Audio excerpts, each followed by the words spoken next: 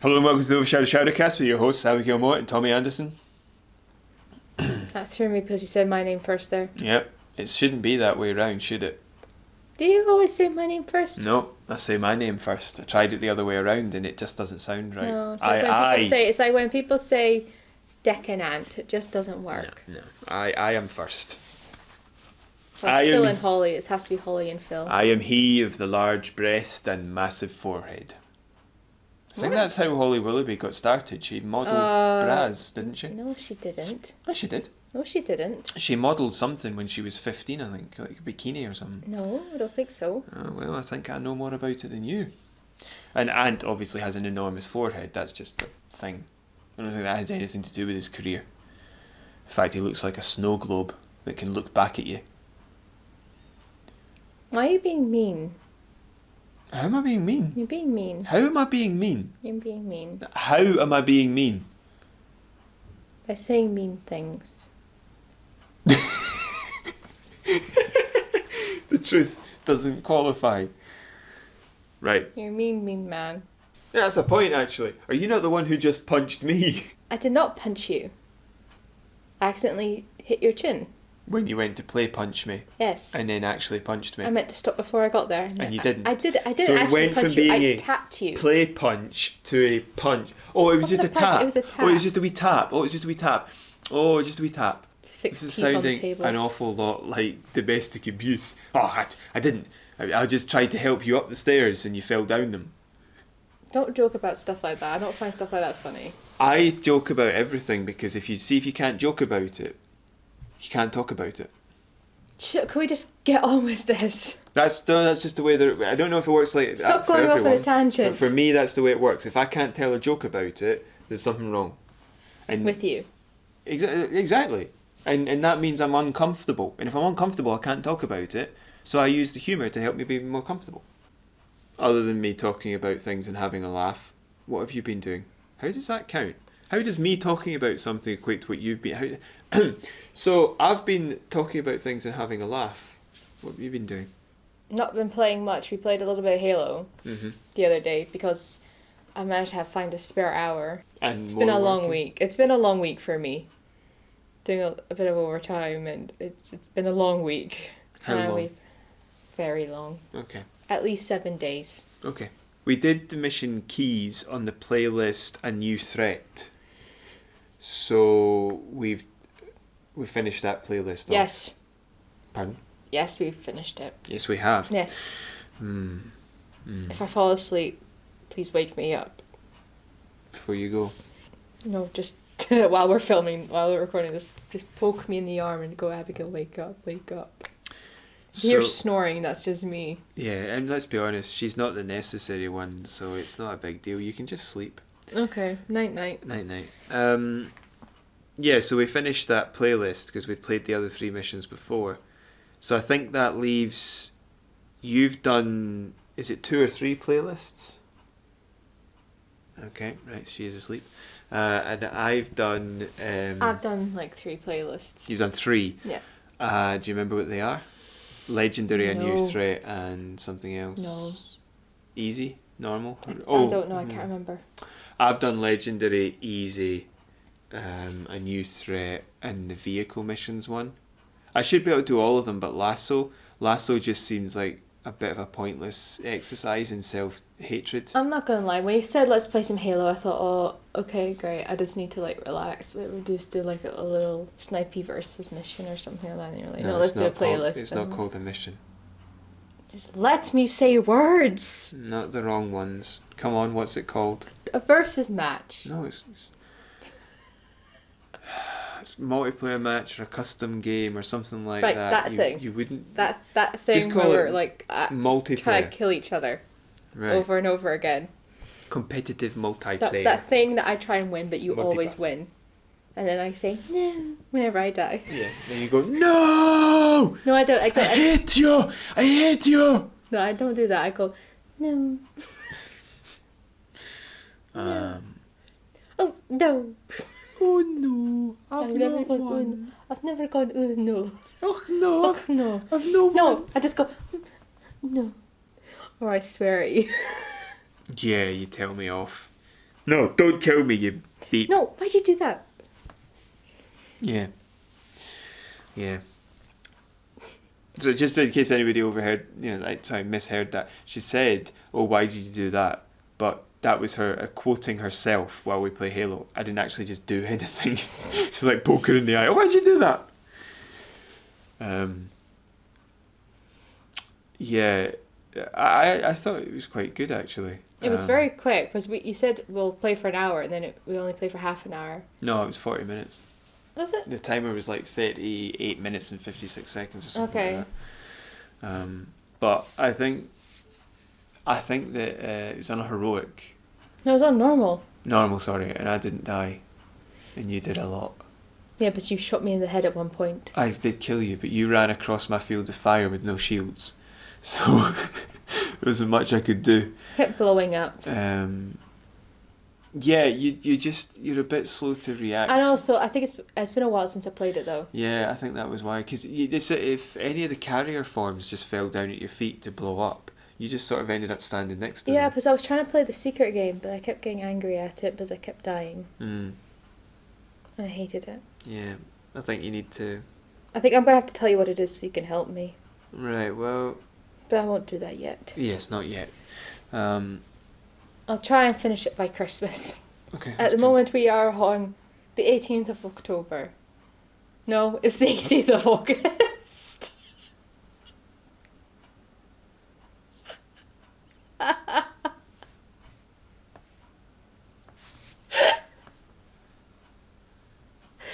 looked at my watch. It says August. Yep. And you read October. I read October.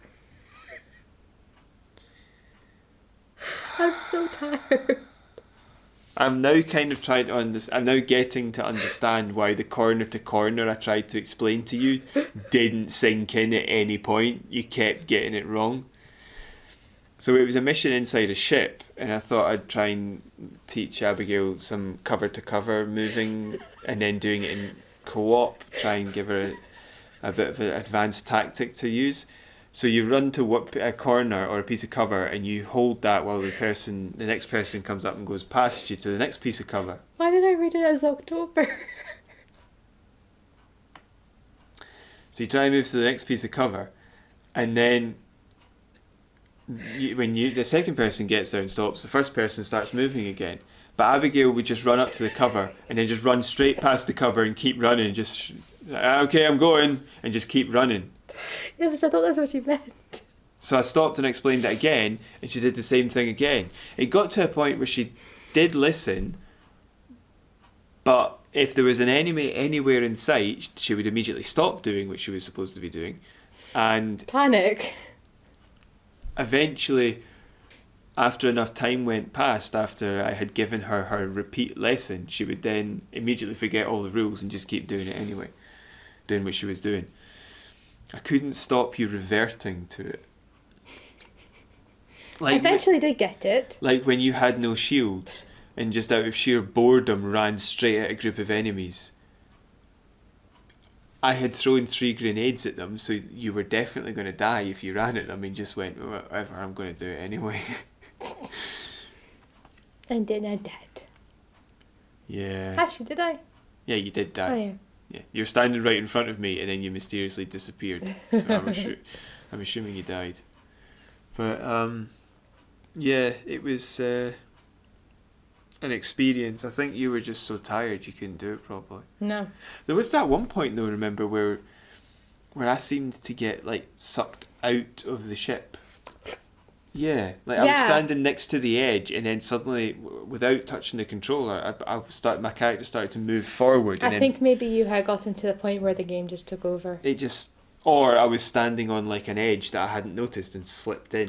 Yeah, because to me it just looks like you just went over the edge. Yeah, you were telling me what to do, and then all of a sudden you just like dived down. Yeah, and that wasn't. I genuinely wasn't pushing I wasn't using the controller. I wasn't pushing the stick when I was moving there.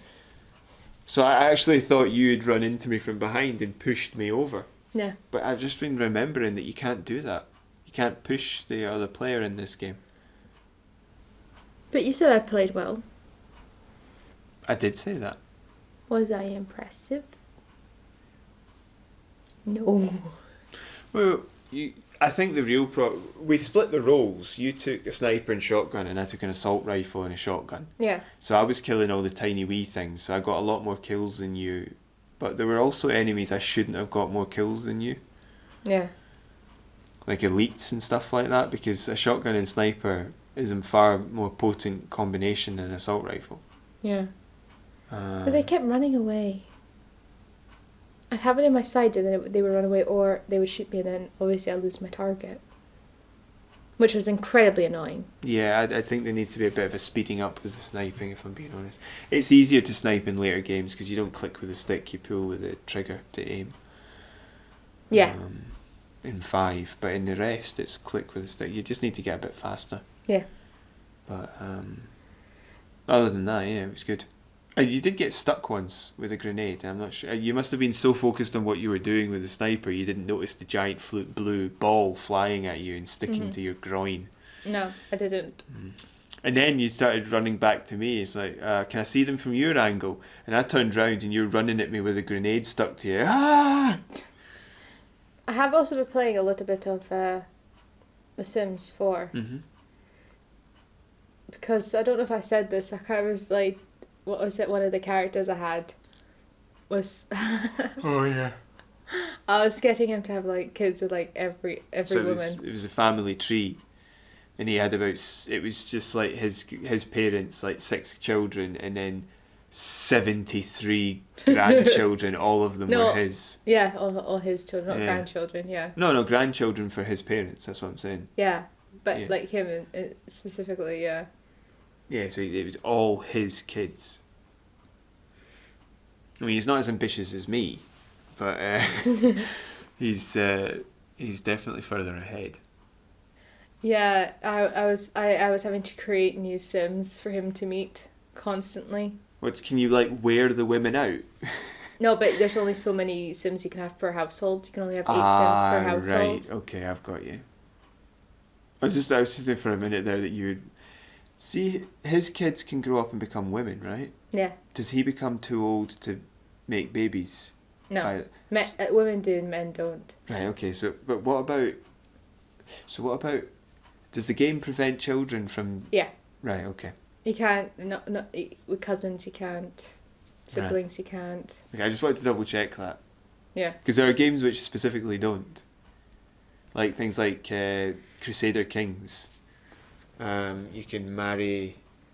Like games where you can use marriage as a political ploy allow you to get brothers and sisters and stuff like that to marry each other. Ew. I used to do that in Medieval Total War 1. Yeah. I'd marry, because I didn't understand what the point in the daughters was, so I used to just marry them to the brothers to keep it in the family, so that there was no dilution of the Pure bloods, basically. Well, it was just so there wasn't a dilution of the claim to the throne. I didn't want a general to get the idea that because he was married to the princess, he had a right to the throne. Alright. And in those games, you could have rebellions that would try and take your throne away. So Yeah. I thought if I marry the daughter to the brother, then he already has a claim. So there's no problem. Also, the women were ugly in that game. Because they were trying to simulate like 11th century women. So they had like pox and stuff like that. Yeah. So they were just like hideous, like computer generated. You remember computer generated from the early 2000s combined with like all these diseases. Yeah. They just didn't look great. Yeah. Wouldn't have. By the time it was Medieval Total War 2, which was made like, in fact, it wasn't mid 2000s, it was early 2000, like 2000. By the time it was Medieval Total War 2, which was mid 2000, the women all looked incredible. But yeah, so that was what I was doing with The Sims, while also maximizing out my own household, because he wasn't becoming girlfriends or anything with these women. Like they were just living in the neighborhood or an opposite neighborhood, or they were just kind of like in. They were actually in the neighborhood, but you can move Sims out of a house.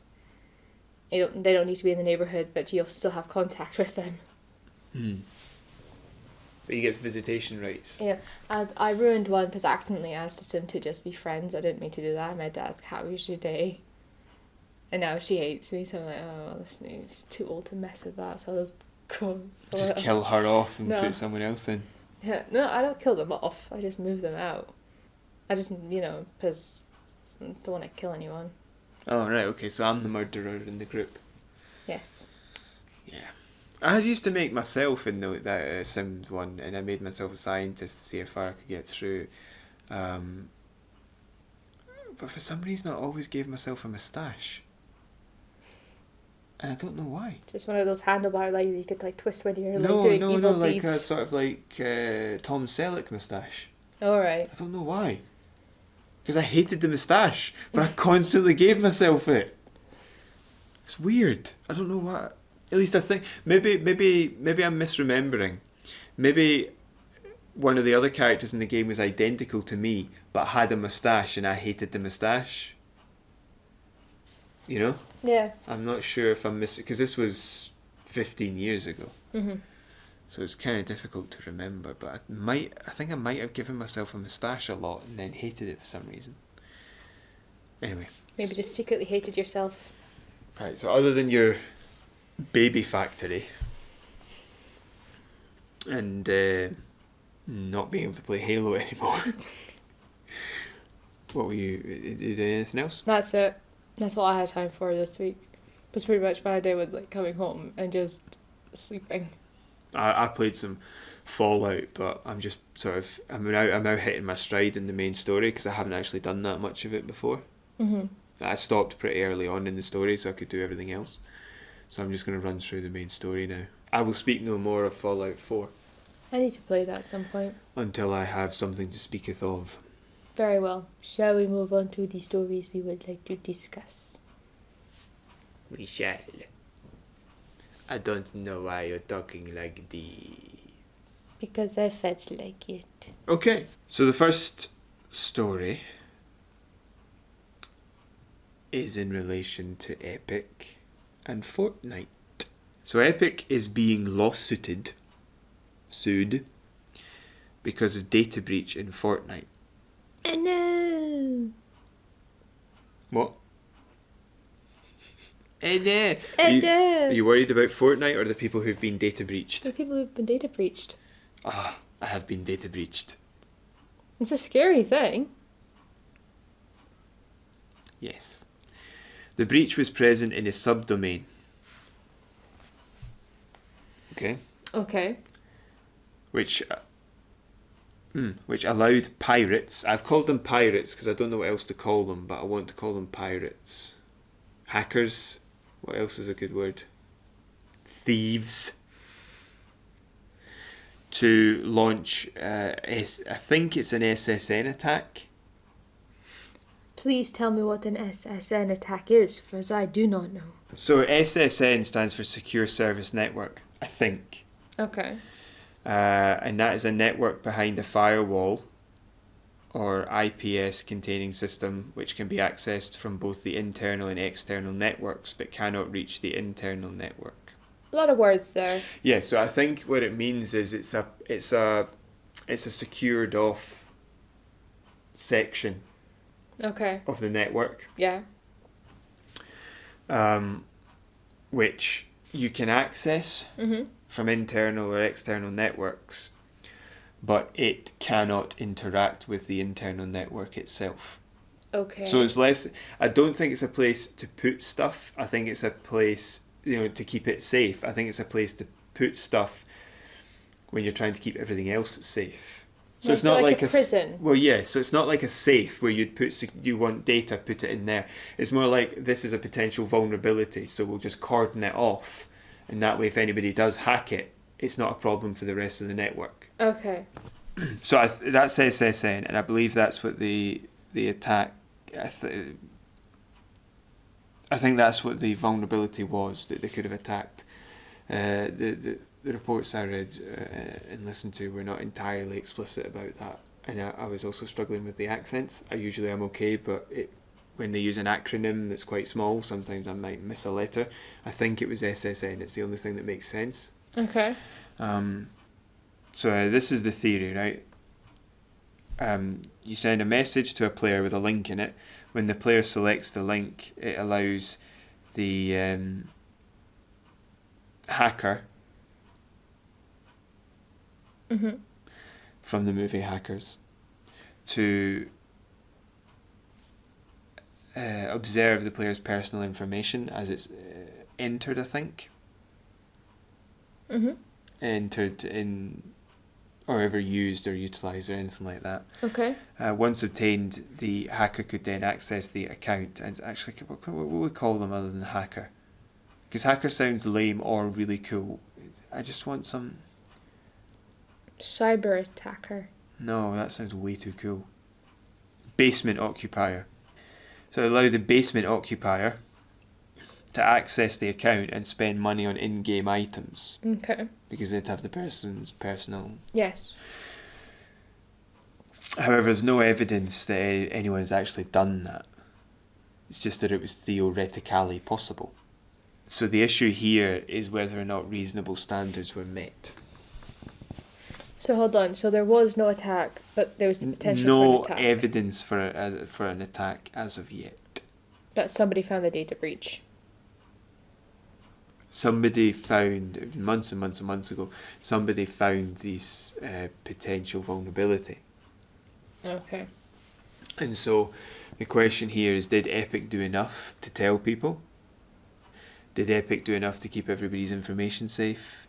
How long did it take them to fix it? You know, that sort of thing. Did they let people know it happened? That they, as soon as it was discovered, did they tell clients that people that put their money towards Fortnite that this has happened, or did they keep it quiet?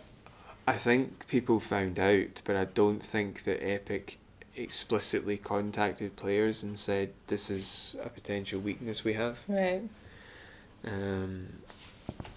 Well, they should have done that. I don't think they did that. But I know it took them months to fix. It is now fixed, but it took them months to fix. Well, they should have said that we found this vulnerability. Nothing's happened so far, but we're going to fix it. Yeah, but I think it's also the fact it took them so long to fix it and they didn't do anything else in the meantime. Yeah, that's not right. It doesn't matter if you fix the problem. You have a responsibility, a duty of care to make sure that information was safe from the beginning. Yep. Just because a child doesn't hurt themselves on a lawnmower you've left turned on and upside down in the classroom doesn't mean you're absolved of responsibility. No. It just means that you're more easily able to cover it up. Mm-hmm. That's it. If a child gets their face cut off, it's like if you see, that was one thing that we were always taught. No matter what we did, was no matter where I was working, you have a duty of care. If you see a problem, and if you don't know you cannot fix it, you need to let the person who can fix it know immediately, and those around know immediately, so that nothing happens. If you see a light fixture that's going to fall off, that looks like it's about to fall off, it's like hanging or whatever, wires exposed.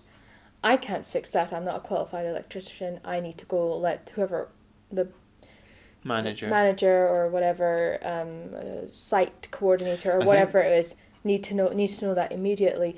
But also, if there's two of us, one stays there just to let everybody stay away from it, to let them know that's happening, and then somebody else goes and finds somebody. Or if you've got most situations where I was, if I was on site or something like that, I'd have a radio on me, so I would radio in. Listen, guys, this has happened. Like if I was working at an outdoor event or something like that. Right, okay. I'd normally always have a radio on me, or I'd be with a partner and there'd be a radio between the two of us. Mm-hmm. Yeah. We once had to learn what a code word was for a fire. It was Mr. Ash. What Mr. Ash situation. Situation. What about lightning? I don't know what that was, but what do you mean? For electricity, if there's an electrical fault, what would that be? I don't know. I just remember that. Blue spark. There'll be something like that. It's always a clever pun on it or something like that. But I just remember that if the whole point is that if you know there's something wrong, you need to let everybody know that it's going to affect, and you need to let the person who can fix it know. And as long as you've done your best, then you're okay. But it sounds like here, if they've not specifically letting all of their clients know, or I don't know what you would say, their subscribers, their what customers. That's what I'm looking for. Yeah. Can think of every word apart from customers just then. They needed to let their customers know, and they needed to be able to fix this as soon as possible. Yeah, I think the standard protocol is to go to your line manager, isn't it? Yeah. But in this case, I think the whole company knew about it. They just didn't have a clue how to fix it, and they obviously started their system up with this loophole there, and didn't. That means they're to blame for that. But there's no evidence anybody actually has suffered, so I still think they should be done for it, because it's pure luck that nobody found it and did anything. It's nothing to do with. Well, who found it? Who found it? The company find it, or did somebody else find it? I think somebody else found it and made them aware of it. Right. So this is interesting to see, because in America there's a culpability. You have to be a certain amount of responsibility. You have to do a certain amount to protect your customers and clients. Yeah. People who use your service. But there's no particular data protection law in America. Mm-hmm. So that's interesting. However, because they function outside of the US, so in Europe, for example, they'll be in breach. Mm-hmm. It will probably cost them a lot of money either way, but it will be interesting. Mm-hmm. Apparently there's no legal precedent for data protection in America. Apparently it's done on a case-by-case basis. So if Fortnite could prove that it was a perfectly reasonable error, they did everything they could to fix, which I don't think they can, but if they did, they wouldn't be liable. It's a bit like knowing a jewellery cabinet. It's like if you work in a jewellery store and you know that there's a jewellery cabinet that's faulty, and somebody could just go up and steal that. It's like, well, no one's likely to do that, and then... Yeah, you wouldn't be sued, but you'd be fired. Yeah. And that's basically the same thing. Anyway, I don't think there's much else to say about that. That's the weakness. It has been fixed, but they're trying to say that because nobody was hurt and they fixed it, that's fine. But that's not relevant. If you drop a carton of milk, even if you clean it up, you still have to go and buy a new one. Yeah. So I don't see how nobody got hurt. It doesn't matter. I don't see how this nobody got hurt thing is relevant. It doesn't matter. You've got to make sure you're safe to begin with. So this is a good piece of news here coming up, a good story here. Game developers now have to display loot box odds. Now, not now, but the developers do, not because let me explain that. The console developers are forcing this on developers.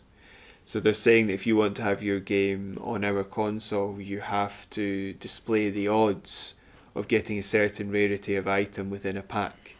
Yeah. Other developers, which are not being forced to, I think Ubisoft are refusing to do it. I think Naughty Dog or something like that. I think that there are certain companies which are refusing to do it. Other developers are choosing to do it. Mm-hmm.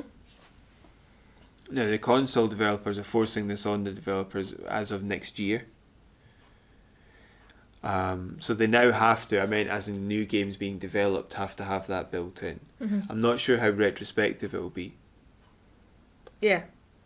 But I reckon if you've got microtransactions in your game, like loot box ones, you're probably making enough money that the company can pay to have it fixed so that the game displays the odds. Yeah.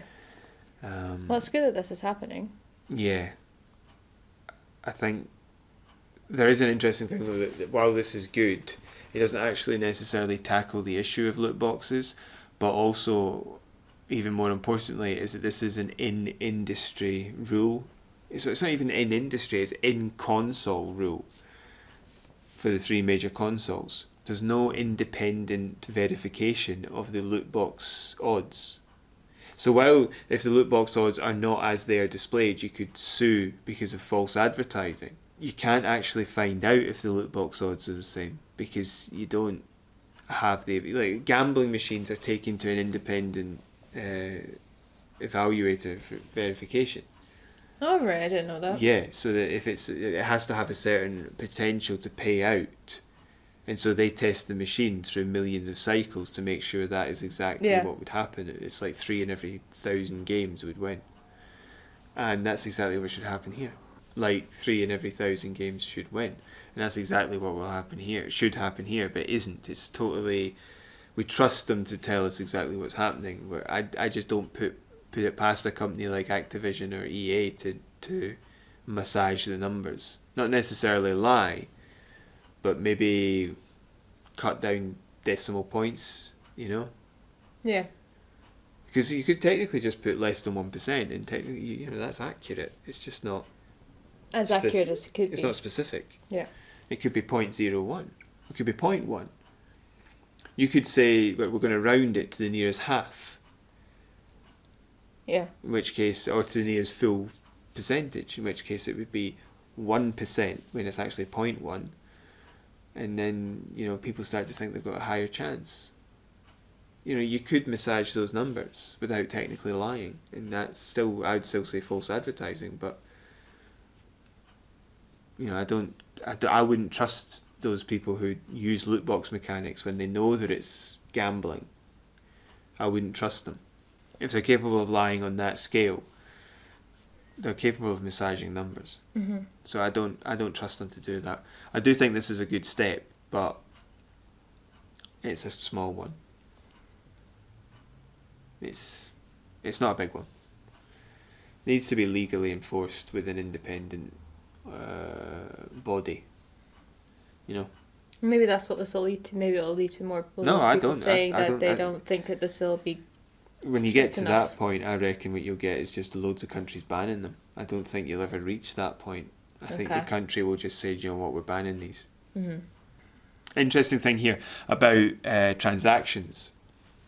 You know, I think these would be a bit better if we did them on camera, because I can be quite interesting when I'm moving my arms around and using different voices and pulling funny faces. You can't hear that. No. The downside, of course, is that I am always exhausted, so I do most of this with my eyes shut and sound very tired. So you would just see my face just moving around the place, but my eyes would be shut and I'd be clearly exhausted. I know, same, because lots of me is just like looking off into the distance, listening. I listen to you, but I love to look off into the distance thinking about it. Oh, look, a squirrel. You know, that sort of thing. Or just like napping in the chair while you're talking. Yeah, the bigger stories. That's why I'm just like, yeah, sure. Like, yeah, the bigger stories, you're just like, I'm sleeping, by the way, you just take this one, son. You just do it. Here's a little facet of data for people's perusal, right? The last quarter, 60% of Take-Two's revenue was from microtransactions. Wow, that's a lot. I think it was like 500 million. Jeez. 60% of 500 million. I don't think they've released the game. That's incredible. I don't think they've released a game that quarter. I'm not sure, but I don't think so. Do you think adding loot boxes into a game is just it's just basically lazy, meaning They you don't have to do a lot? They don't... What do you mean, sorry? You said it comes from loot boxes, 60%. No, microtransactions. My apologies, sorry. They don't make... But what was your point there? You said... Do you think banning loot boxes is lazy or putting them in is lazy? Putting them in. Oh yeah, well no, it's not lazy. It's you could put in loot boxes and make them perfectly viable in a way. Like Halo 5, you can buy a loot box, but you can also just earn it, and it's not an unreasonable amount of game time for you to earn. No, I mean like buying it. Oh, it is. It's people who... Well, it depends. It's not about earning it. Earning is one thing. No, but there's a viable way to use them for sure. But the problem here is that when it comes to people paying to win or paying to get something from a loot box that they couldn't otherwise get, but you're still reliant upon the luck, so you have to buy like 1,000 loot boxes to make sure you get what it is you want. Mm-hmm. There's duplicates as well. Some game developers just think, oh, you got a duplicate, tough. No, that's ridiculous. You can't get an unusable duplicate in Halo 5. The only thing that can be duplicated is not a permanent unlock, but a usable boost or a usable item. So if you've got like a special type of machine gun, you can use that up, but that means that you can use it 3 or 4 times. If you unlock a certain armor type, like skin, you can't pull that back out again. So your chances of getting the one you want increase every time you don't get it, because there's less possible wrecks for you to pull. So say you've got 10 potential wrecks and there's an item you really want, there's one piece of armour you really want, right? Yeah. If you pull a pack, it can either have 2 or 3 permanent unlocks in it, depending on the pack. And sometimes they have the platinum pack, which can have 4, but we'll calculate it. Say if you use a gold pack, which has 3 unlocks. Yeah. If it says 10 potential unlocks and you want that one particular item, 10 potential unlocks, you want one particular item, you've got 3 in a pack, that's a 30% chance that you're likely to get the item you want, right? But if you've already pulled a number of packs and whittled it down to say 5, then if you get a pack, you have a 60% chance, because you will pull 3 of those 5 items. Yeah. So you have a 60% chance to get the piece you want. Right. So every time you pull a pack and get an unlock, and you're guaranteed a number of permanent unlocks in a pack. Bronze has no guarantee, but silver has a guarantee of 2, gold has a guarantee of 3. You whittle it down, so you become more and more likely to get the really difficult to get stuff, because it's the only stuff left. Okay. So I don't have everything. I've got, in Halo, I've been through all the silver packs, I'm onto the gold now. So I don't have everything unlocked by any measure. But what I do have is everything from the silver packs, which means every time I pull a gold pack, I'm more likely to get the higher end stuff. So the silver packs work from common to rare, and the gold packs work from uncommon, I think, up to legendary. So that means every time I pull a gold pack, I'm guaranteed to get 3 unlocks, which are ultra rare or legendary. So even though I'm not at full level in the game, like full multiplayer level, I've still got lots of packs to unlock to get everything I want. I do still have legendary stuff, and I did find legendary stuff in the first couple of packs I opened, because I used to just open the gold ones, but then I realised it was more cost efficient to open the silver first. Yeah. But like the third pack I opened, I ended up with a legendary helmet and a legendary piece of armour. Yeah.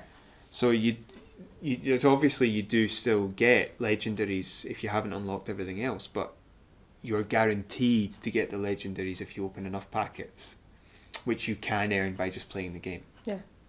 Cool. But other companies give you duplicates. So if you remember the conversation about Bright Dust from Destiny 2, where if you got a duplicate, Activision gave you Bright Dust and you needed to get billions of Bright Dust to be able to get something. Yes. I remember that. Right, whereas Halo just doesn't do that, you just get the thing. Okay. That's So, good. Yeah. The problem with Halo though is it has a couple of bugs when it comes to some of the commendations and stuff like that. I have a question. Mm-hmm. Can I get these things? What things? The gold and silver pack things. If it's Halo. No, because it's Halo 5. Halo 5. Okay. Not Halo Master Chief Collection. Okay. But yes, you would be able to play the game like me and earn the rec points and unlock them. I have another question. Okay. When are we going to play Grand Theft Auto 5? Or online? When I get the computer. But I've got it on Xbox, not PC. Yeah, but I want to be able to record you playing it. Okay. So yeah, so there's 60. So just to get back to the story, there's 60% of Take-Two revenue is from microtransactions last quarter. Right. Now Take-Two don't use loot boxes in their 2 biggest games at the moment, GTA 5 and Red Dead Redemption. They don't have loot boxes. They just have basically you buy in-game currency. That's it. Yeah. But this does happen to coincide with the addition of the casino. And apparently the roughly 500 million that they made is higher compared to this quarter last year. Yeah. So, not cool. No. No, not cool. Not cool at what? If you want to buy currency in the game, I really don't have that much of a problem with it, right? I don't think you get that much of an advantage, because to buy, the biggest thing that you can do is buy a home, a vehicle, or a gun, right? Yeah. The guns you have to unlock anyway, and by the time you've played long enough to reach level 100, you have enough money to buy the minigun or whatever it is, right? Mm-hmm. Or you can buy them straight off the bat, but it doesn't cost that much money, really. Like, if you do a wee stupid side mission, it takes 10 minutes, you can get 20 grand. So in an hour, you can afford the homing rocket launcher, so there's no real... I don't see the advantage. There is for buying the vehicles, because the vehicles can actually change things. You can use like cars that fire rockets and are completely bulletproof and all the rest of it, right? Mm-hmm. Or nearly completely bulletproof. But again, not a big advantage if you don't play on a public server. No. It's a big advantage for you to complete the game to a degree, but once you get out that vehicle, the advantage of it is gone. And you can be killed from inside it. So it's a limited advantage. And buying a home, well, it just gets you started into the game quicker, but that's it. There's very little actual pure advantage. It's not like buying a loot box in Call of Duty and getting a special weapon in it and suddenly you can kill everything that moves. So I don't have a problem with it. It's not great, but I don't have a problem with it. If people want to do that, they can do that. The casino, on the other hand, is just playing on people's addiction problems. Because there are vehicles, I think, in that you can't otherwise get and stuff like that. Or it's a way of winning a free vehicle. Just, no, your game was fine. You were making plenty of money before. What are you doing? Yeah. So I think, yeah, there will become a point, hopefully, where these things are banned. Because they're too predatory. You know? Yeah, definitely. But a microtransaction itself is fine. Right? That's just shopping, essentially. But not what they're doing when it comes to the gambling or the loot boxes. That it is outrageous. Not great. Not cool. Not cool developers. Not cool. No. I'm not even sure. I don't even think it's the developers. The developers are probably being told to put it in by the people at the top. That's what I mean. Yeah. But anyway, it's not cool. It's not impressive. But it's what's happening. And what else is happening? A man called Ben Irving is leaving Bioware after 8 years.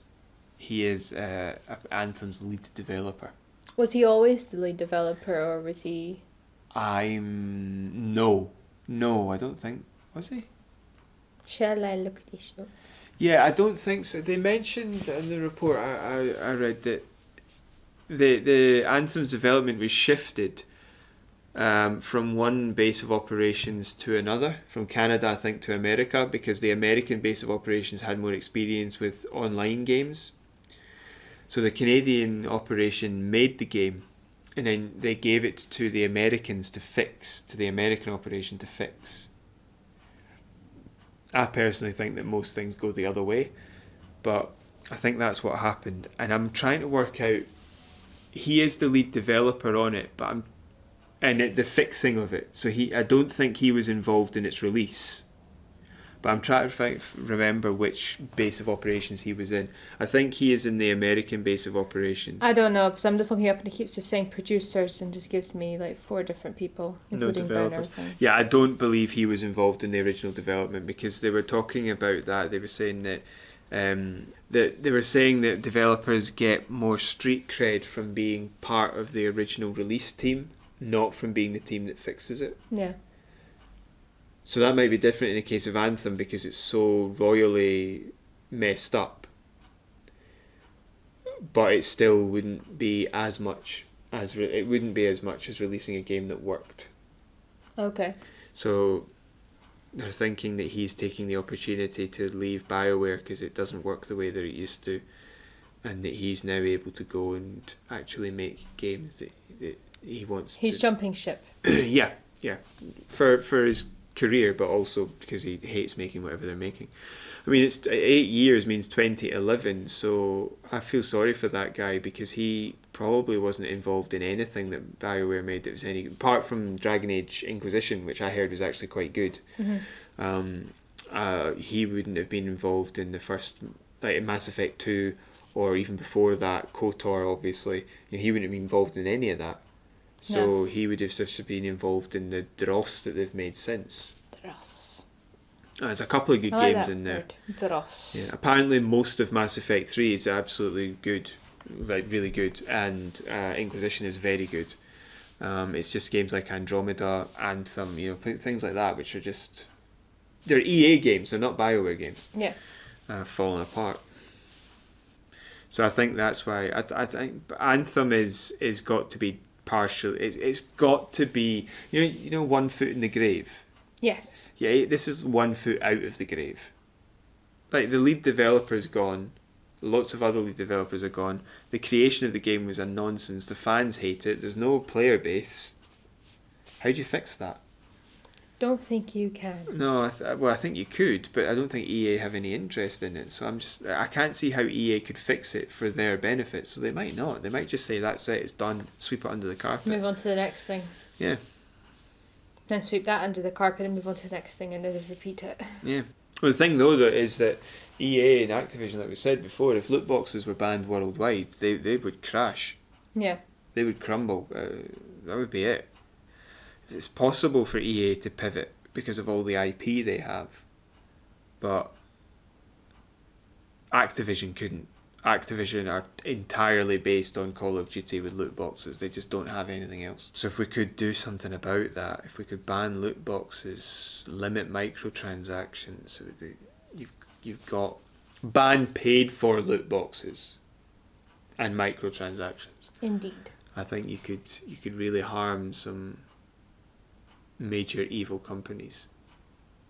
There's a story I was looking into, which I'll hopefully have for next week, that apparently Activision have this really complicated tax system that allows them to pay less than they otherwise could,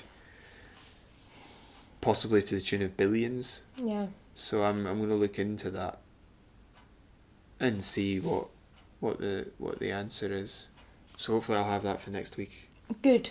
One last little story here. Bungie have delayed Shadowkeep. I'm trying to remember what Shadowkeep is. Shadowkeep is a new expansion for Destiny 2. Ah, yes. I believe if you buy that, yeah, you get Destiny 2 free to play, and this is the pay. You want to try that again? I had a thought the other day. Are they going to give Shadowkeep out for free to the people who bought Destiny 2? Or are they going to say, look, sorry, we can't because we don't have access to any of that money, so we have to charge everyone? Yeah. Be interesting. It would be. I'm still very... I think Have they given any reason for why they've delayed Shadowkeep? Yes, they said, and I think this is good news, they're not happy with it. That's good, yeah. So they've said we're not sending it out yet. I mean, it's not great that they're not happy with it, because obviously they had a vision for it and it's not turned out the way they wanted, but it's good that they're holding it back so that that's... Yeah, it's good that they're saying, no, we're pulling it back a few months. Yeah, which is good. That's good. It's good. It's good.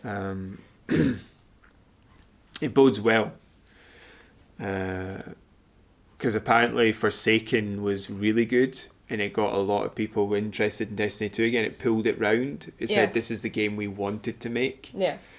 But apparently to make Forsaken, they had to completely ignore everything Activision said. So I think when they were making Forsaken, they basically said, look, we're going to use this as a trial run. We're going to ignore all the directives. We're going to do what we want. And then if it works and they're really annoyed, we're going to leave. And so when Forsaken worked and people were like, this is really good, this is what Destiny should have been, they were like, that's it, we're leaving. Especially, remember when Activision came out and said that they weren't happy with the sales figures for Forsaken. Yeah. Do you know what Forsaken is, sorry? It's the last DLC expansion, I think, for Destiny 2. Oh yeah, I remember what that is, yeah. So that came out and it did very well, and Activision said they weren't happy with the sales figures, and Bungie turned around and said, we're very happy. Good for them. Yeah, and then obviously they left, and I think that was why they were setting out their stall. They were testing the waters with Forsaken, and then they were laying out their intentions to everybody that they were going to at least have a fight with Activision, and that got the fans interested. and then they walked. Apparently, like I've said this before, but apparently they had a party when they left. Like, people were cheering when they found out they weren't going to be working with Activision anymore. So the downside is that Bungie don't have all those other developing studios that are subordinates of Activision working with them. Yeah. But the good side is that if something's not working, they can just say, right, we're not doing it. We're just going to stop, and we're going to delay the release date, and we're going to work on it till it's what we want. Yeah, because they've got all control over it. Aye. And I think that when Shadowkeep comes out is when they're making Destiny 2 free to play.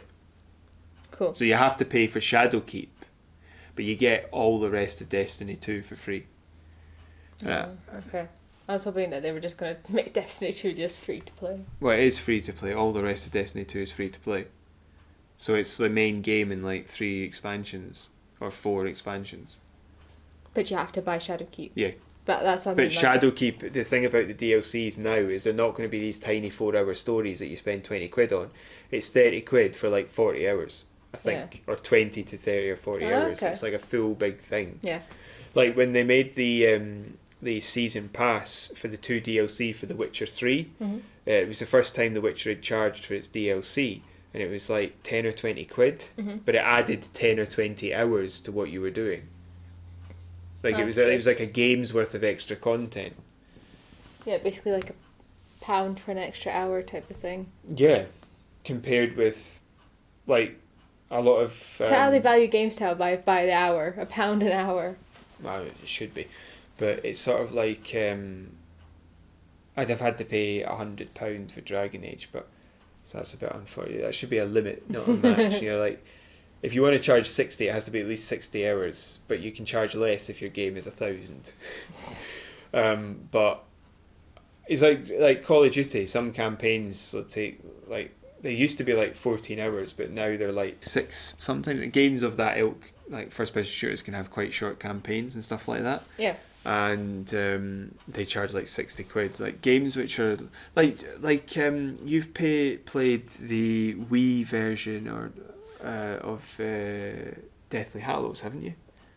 Deathly Hallows Part 1, yes. Yeah, and it's like 3 hours long.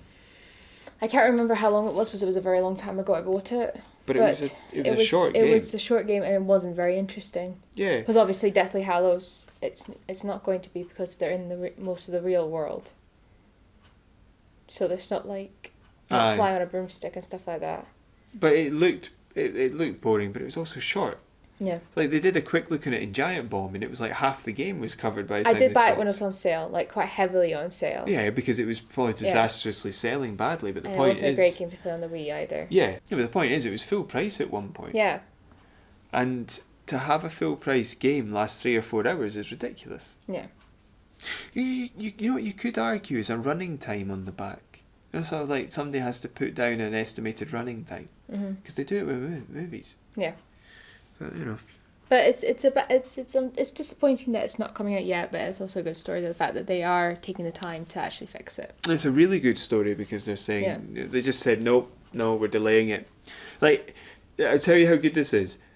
The people who hate the companies who are doing loot boxes and stuff like that, right? Yeah. They are adoring this. They're not saying, oh, possible trouble. They're saying good news that they've stopped it.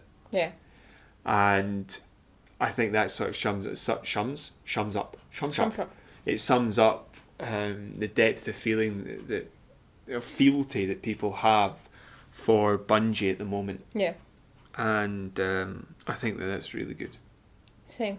So I think that's a nice story to end on. Yes. The fact that Bungie are doing things properly. Yes, and if you also thought that was a great story to end on, you could always give this video a little like. Give us a thumbs up, and you can subscribe so you can click the notification bell. We may not be worth listening, but if you get enjoyment from clicking the notification bell, then if you just need to subscribe to something. Yeah. If you'd like to leave a little comment, that'd be also fantastic. Yeah, any comments are welcome. Anything that's over the line, we'll just ignore or moderate in some fashion. Yeah. You can also follow us on Facebook at OverShadow.ShadowCast. And you can email us at overshadow.shadowcast@gmail.com. Yes. All of that will be left in the description down below. Yes, as always. So I think that's all that's left to do is thank you all for listening. And thank you, Abigail, for joining me. And thank you, Tommy, for joining me. And thank me for joining you. And thank me for joining you. Is that how that works? I had to think about that. Yeah, you really had to think about it. Yeah. Yeah, we really, yeah. I need to have a couple of cans of Monster sitting here for you next week. Oh, I've never drunk that. I've never drunk it. I once got a free Red Bull at the Fringe because I was helping out somewhere at the Fringe, and they you know how sometimes they carry around free samples. They came into us and because we were helping like loads of little kids, and they looked at us and went, "Here's some, take some," and it was the first time I ever drunk it. I was like, "Whoa!" But that crash was something else. No, I never had the crash. I did. No. I had a big crash. No, I just have to run to the toilet. Because it's caffeine, so you have to go for a wee a lot. Yeah. But I didn't have a crash. I don't know. I don't drink that stuff for the pick-me-up. I actually just enjoy the taste, weirdly enough. That's weird. Yeah, but I'm also the guy that doesn't drink, but quite happily eats kebabs. I've never had a kebab. Yeah, it's weird. What are they like? I know it's a bit of an oxymoron, but you can get a good one. But see, when you get a bad one, it's really greasy and terrible and horrible. But if you get a good one, the big difference is it's not as greasy, basically. Which I saw, and I really want to make it. It was on like Nadia Hussein's new show, and she made individual apple pies, but using phyllo pastry. Oh my goodness, I can't wait to try those. They look delicious. It's like a little parcel. Make one using, is it Sue pastry? Sweet pastry? Stop. You know, the things they make I'm trying to remember what it's called. like spring rolls are wrapped in. No, I don't know what that pastry's called. It's actually. really, really crunchy. It's not it's not phyllo pastry, but it's something like phyllo pastry. Yeah. I thought you were trying to talk about like what eclairs are made out of. No. Because it begins with an S. No, maybe I've got the wrong name. But I'm pretty certain that spring rolls are in a type Hold of on, pastry. before it says, I have to look this up. Alright, okay. Choux pastry begins with a C. Uh-huh. For eclairs, so it's choux pastry for eclairs. Ooh, cream-filled choux. That doesn't sound appetising, does it? For what are we talking about? Spring rolls. Yep. I went to visit my gran the other day, right? Do you know what she gave me as I was leaving? What? A bag of frozen sausage rolls. I mean, it's a perfectly lovely gesture, but it's weird. It's just the weirdest thing. Yeah. So you go visit your gran, she's like, "Would you like some sausage rolls?" She just throws a bag of frozen sausage rolls at me.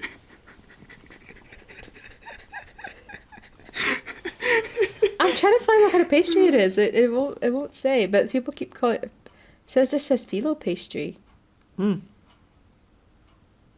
I think it's a different type of pastry, but that's just what I keep finding. I'll tell you what. Sichuan.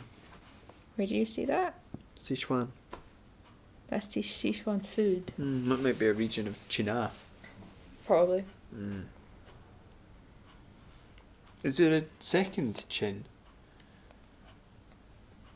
What? Well, if there's a chin A, is there a chin B? Oh god. Oh my goodness. Right. Right, we're gonna have to end that there because that was just so abominable that it just needs to end. Did I say that word wrong? No, you said abominable. I just thought that was a bit harsh. I didn't think it was the funniest thing ever, but I thought it was an interesting take. So again, thank you for listening and thank you for that little. Sorry about that little thing about pastry there, but I had to know. Well, now all of our listener knows. Yes. You also know. James, you know how to make different types of pastry now, or at least what they are. Yeah, I was gonna say I didn't give a recipe out. Yeah, there's choux pastry. Which is actually quite difficult to make, I believe. There's You have to put it in obviously a pot. there's also short crust and puff. Short crust, puff, phyllo, and I don't know. Choux. Those are the ones I can think of at the moment. Yep. Somebody once asked. I once saw, like, I remember at college, somebody said, there was you could order a steak sandwich for somewhere, and I said to my group, "Oh, I wonder what kind of steak it is," and they all looked at me, what do you mean? I said, "Oh, what kind of steak is it?" And they're like, "There's more than one kind." Then I started listing off. I was like fillet, ribeye, sirloin, okay. T-bone, Right, sorry. frying, casserole. I thought this was a beef or tuna. No. Right, okay. Yeah, I've got you. Yeah. That's a point though. You do get different steaks. You know, like fillet, sirloin, Ribeye, rump, I missed rump, T-bone, tuna. What part of the cow is the tuna? Kind of looks like a hoof. It does, doesn't it? Yeah. Well, all fish when it's like cut like that. Well, yeah, of course it does because it's packed into a can. I'm joking. It's the two fillets. I get it. It's the two fillets on either side of the spine. I understand. I'm joking. I've skinned and gutted a fish myself, and I've Good. deboned. Good. I've boned the fish.